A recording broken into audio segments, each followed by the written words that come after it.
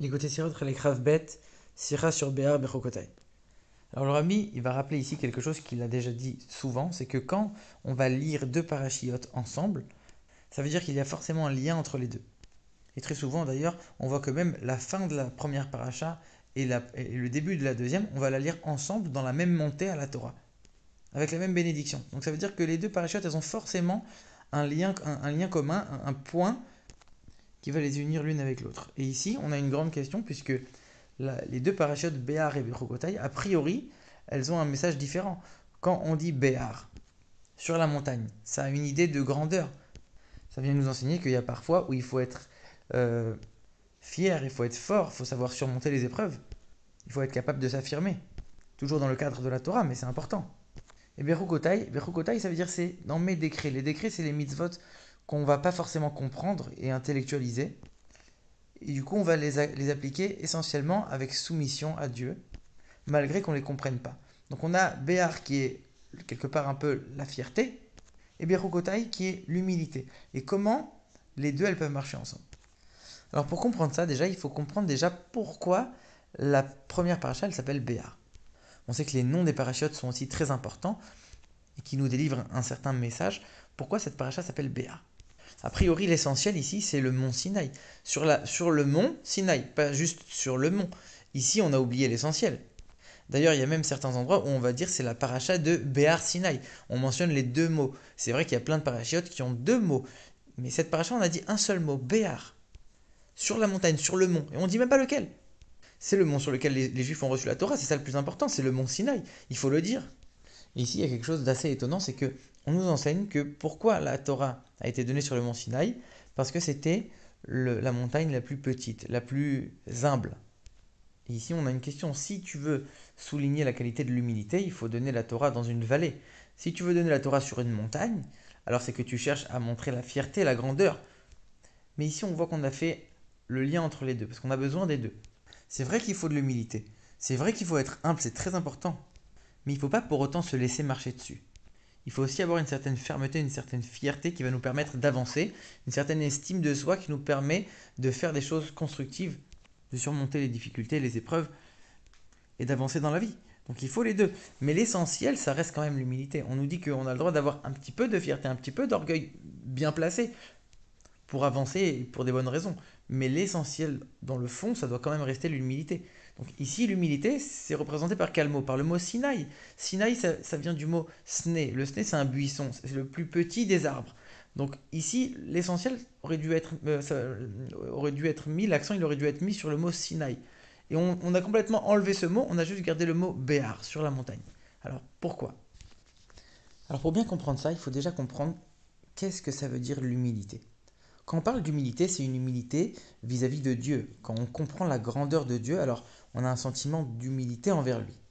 Et quand on parle de la véritable humilité, c'est quelqu'un il ne va même pas sentir qu'il est humble. Ça veut dire quoi? Quelqu'un qui va dire regardez-moi, je suis humble. Regardez-moi, je suis soumis à Dieu. Je suis même plus soumis que toi. Alors on comprend bien que cette personne-là, elle ne va pas être véritablement humble, véritablement soumise à Dieu, c'est impossible. C'est vrai qu'elle se soumet dans ses actes, dans ses paroles, peut-être même dans ses pensées. Mais on voit clairement qu'il y a deux choses. Il y a lui et il y a Dieu. Alors que celui qui est véritablement soumis à Dieu, celui qui est véritablement humble, il ne ressent même plus son humilité. Lui et Dieu ne font plus qu'une seule chose. On voit complètement Dieu à travers lui. On ne voit pas quelqu'un qui est annulé à Dieu, quelqu'un qui est humble devant Dieu. On voit Dieu directement. On voit même pas qu'il y a un effort de soumission, un effort d'humilité, c'est naturel, c'est évident. Pour comprendre ça, le rabbi, il explique que quand quelqu'un va envoyer un émissaire, alors il y a trois niveaux. On nous dit que l'émissaire, il est considéré comme celui qui envoie, et c'est lui qui prend sa place. Mais il y a trois niveaux. Le premier niveau, c'est de dire celui qui va envoyer l'émissaire, il lui donne l'autorisation et la force de faire quelque chose à sa place. Mais quand l'émissaire il fait quelque chose, c'est son action à lui. Le deuxième niveau, c'est quand même dans l'action, c'est pas l'action de l'émissaire. L'émissaire, il est juste transparent, c'est l'action de celui qui l'a envoyé directement. Par contre, une fois qu'il a terminé sa mission, l'émissaire, il a sa propre vie, il a sa propre existence. Et le troisième niveau, c'est quand l'émissaire et celui qui l'a envoyé ne font qu'un. Malgré tout, même ce niveau-là, tous ces niveaux-là, les trois, mais même le plus haut, il nous laisse percevoir qu'il y a deux choses. il y a celui qui renvoie et il y a l'émissaire. Au moment de l'action, au moment de la mission, et même un petit peu à côté, mais pas dans tous les recoins de la vie, les deux, ils font un, mais comme deux choses qui sont collées. On arrive à distinguer l'une et l'autre. C'est pas que les deux se sont complètement mélangés, les deux ne font pas un à 100%. Alors que le serviteur, il est complètement annulé devant son maître. Il n'a plus du tout d'existence. Lui et le maître ne font plus qu'un. C'est-à-dire que quand c'est lui qui va faire quelque chose, c'est le maître qui va agir à travers lui. Lui n'est que le miroir de son maître. Il est la prolongation de son maître. Et ça, c'est le niveau de soumission, le niveau d'annulation le plus haut qu'on peut avoir envers Dieu. Et d'ailleurs, on nous dit que le serviteur du roi est un roi. Et c'est pour ça que si on voit un serviteur qui va commencer à s'emporter contre quelqu'un, qui va commencer à agir de manière un peu ferme, un peu osée, à aucun moment on va se dire que ça vient de son propre ego. Comme on sait que c'est quelqu'un qui n'existe pas, c'est quelqu'un qui n'est que la prolongation de son maître. Même lorsqu'il va avoir ce comportement, on sait que ça ne vient que du maître. Il n'y a aucun doute là-dessus. Ça ne peut pas être autrement. Donc même dans les moments où il va avoir une certaine forme de fierté, une certaine forme d'orgueil, si on peut dire, on sait que ça ne provient pas de son ego et ça ne provient pas de ses mauvais attributs. C'est uniquement la volonté et la prolongation du maître. Et c'est exactement la même chose pour le nom de la paracha. On arrive à un certain niveau où quand on dit Béar, le mont, la montagne, on n'a même pas besoin de préciser. Quand on a un niveau d'annulation à Dieu tellement fort qu'il n'y a aucun doute que même quand on va s'élever, Ar, la montagne, Béar, on va s'élever, on va avoir un peu de fierté, un peu d'orgueil, il n'y a aucun doute que c'est uniquement pour le bien, uniquement la volonté de Dieu. Si on a besoin de préciser Sinaï, le Har, Sinaï, l'élévation, mais avec l'humilité, si on précise qu'il y a une humilité, c'est comme si tu disais, j'ai ma propre existence, j'ai mon ego, mais je suis en train de l'annuler, comme le premier niveau qu'on a vu. C'est pas ça ici. C'est tellement évident, on est au niveau le plus haut. C'est tellement évident que on est à un niveau d'annulation parfaite qu'on n'a même pas besoin de préciser Sinaï. Dès qu'on dit Béar, automatiquement, comme ce serviteur qui, se, qui fait preuve un peu d'orgueil, il n'y a aucun doute que ça vient pas de lui. De la même manière, dès qu'on dit Béar, tout de suite on sait que c'est quand même le niveau d'élévation le plus haut, le niveau de l'humilité la plus haute. Donc d'abord on a Sinaï, ça c'est le premier niveau. On va dire Sinaï, c'est l'humilité et c'est tout. Ça c'est quand on commence le service de Dieu. On a encore un ego à travailler, on a encore des mauvais traits de caractère. Donc si on commence à avoir de l'orgueil, si on commence à avoir de la fierté, ça peut venir d'un mauvais trait de caractère et ça peut nous amener à quelque chose de négatif. Donc là on nous dit non, que l'annulation, que l'humilité. On dit Sinaï, le Sinaï, sans parler de montagne.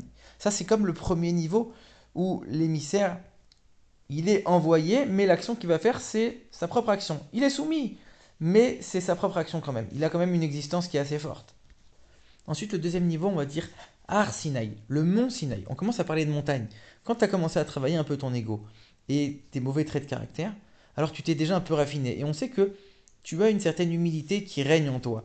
Et donc, quand tu vas avoir de la fierté ou de l'estime de toi, on sait que c'est pas uniquement l'émanation d'un mauvais trait de caractère, c'est quelque chose qui va servir la Torah et les mitzvot, c'est quelque chose qui va être dans le cadre du service de Dieu, et donc ça va être positif. Mais ici, on a quand même besoin de préciser Har Sinaï. On précise quand même l'élévation, mais l'annulation. Parce que c'est vrai, il y a de l'humilité, mais c'est pas encore ancré profondément en toi, au point qu'il n'y ait que ça chez toi. Ça, c'est le deuxième et le troisième niveau de l'émissaire. On a vu quand l'action elle-même, c'est celui qui l'a envoyé qui est considéré comme si c'est lui-même qui avait accompli cette action, ou alors comme si l'émissaire et celui qui l'envoie sont exactement les mêmes. Il y a déjà un niveau d'humilité très fort, mais encore l'existence de la personne. Il peut encore arriver à dire c'est moi qui suis humble, c'est moi qui suis soumis. Et ensuite, on a le niveau le plus haut, c'est on dit même plus Sinaï, on dit que Har, Béar. C'est-à-dire que dès qu'on dit ça, ça c'est le niveau du serviteur où on sait qu'il n'y a aucun doute que c'est uniquement la prolongation de son maître. Il n'y a, même pas besoin de préciser Sinaï, tellement c'est une évidence que même cette élévation, elle est que dans l'humilité. Et malgré que ce soit un niveau qui nous paraisse extrêmement élevé, le rabbi vient de dire ici que c'est quelque chose qui concerne chaque juif. On dit que chaque juif est le fils du roi, donc est un roi. Chaque juif est un roi, chaque juif est une montagne. Ah. Et tout son orgueil, toute sa fierté ne provient que de son âme divine, qui est une parcelle de Dieu. Chacun a la possibilité d'utiliser cette fierté dans les bonnes choses. Et justement, on nous rappelle, le rabbi rappelle ici ce que le rabbi précédent il disait, que notre âme n'a pas été amenée en exil, c'est que le corps. Et que tout ce qui concerne notre Torah, notre religion et toutes nos coutumes, personne ne pourra nous forcer à quoi que ce soit. Et même si c'est vrai, on doit respecter la loi du pays, quand ça touche au judaïsme, alors il faut se comporter comme un roi, il ne faut pas avoir peur, il faut rester ferme et fier. Parce qu'on est des rois, on est les fils du roi, et on ne peut pas se départir de cet honneur. Puisque c'est pas notre honneur à nous, c'est l'honneur du roi. Et ça, c'est quelque chose sur lequel on ne peut pas faire de concession. C'est l'honneur de Dieu, c'est pas nous. Et maintenant, on comprend le lien avec Bechokotai, Béar et Bechokotai. Bechokotai, c'est les décrets, c'est les mitzvot qu'on ne comprend pas forcément, qu'on va accomplir avec humilité, avec soumission à Dieu. Maintenant qu'on vient de comprendre que Béar, c'est aussi la perfection de l'humilité, on comprend que ça va bien avec Bechokotai. Et d'ailleurs, c'est intéressant parce qu'ici, pour dire le mot décret, on ne dit pas Xéra. Xéra, c'est juste quelque chose qu'on ne comprend pas. Mais Chukotai, ça vient du lachon, ça vient du mot Chakika, ça veut dire graver. Quand on écrit quelque chose, l'encre, elle colle au parchemin, mais elle ne fait pas un avec lui. Quand on grave quelque chose dans une pierre, la pierre et l'écriture ne font plus qu'un. L'écriture n'existe même plus par rapport à la pierre, il n'y a que de la pierre en vérité. Et c'est pour ça qu'on utilise ce mot ici. On ne dit pas qu'il va y avoir un décret, et donc on va se forcer à accomplir même sans comprendre. On est en train de dire qu'on va l'appliquer tellement naturellement. Quand l'humilité elle est parfaite et qu'elle nous pénètre parfaitement, on va l'accomplir de manière toute naturelle. On va pas avoir besoin de se forcer pour ça. Et c'est pour ça que pour les décrets, on dit tu n'as même pas le droit d'y réfléchir. Mais c'est étonnant, on sait que dans la Torah, on nous apprend que comme on a un cerveau, on doit l'utiliser. On doit comprendre le maximum qu'on peut comprendre, même dans les décrets qu'on ne comprend pas. Alors ça veut dire qu'il ne faut jamais remettre en cause la pratique. Et une fois qu'on commence à pratiquer, là on peut commencer à questionner et à comprendre. Mais sans remettre en cause le fait qu'on va faire ou ne pas faire. Et sans mettre d'ordre en disant ça je comprends pas donc c'est moins important. C'est ça que ça veut dire. Mais bien sûr qu'il faut tout comprendre. Il faut tout essayer de comprendre. Au maximum de notre possibilité. De la même manière que cette écriture qui est gravée dans la pierre, qui n'a pas d'existence propre à part la pierre, ce juif qui est parfaitement humble devant Dieu, il n'y aura aucun paramètre, ni extérieur ni intérieur, son caractère, ses attributs, etc., qui vont l'empêcher de s'unir à Dieu et de faire la volonté de Dieu. Et quand on regarde le contenu des deux parachiotes, on voit que dans Berchokotai, on parle de la récompense et de la punition des mitzvot. Si on est tellement humble et tellement soumis à Dieu, pourquoi on nous parle de récompense? C'est assez étonnant. Et on comprend que quand on est à ce niveau parfait d'humilité, la récompense, elle ne vient pas en tant que quelque chose de personnel qui va être un profit pour nous. Elle vient nous montrer et nous dévoiler à quel point Dieu est bon, à tel point que sa bonté va s'exprimer dans chaque chose, même les choses les plus matérielles.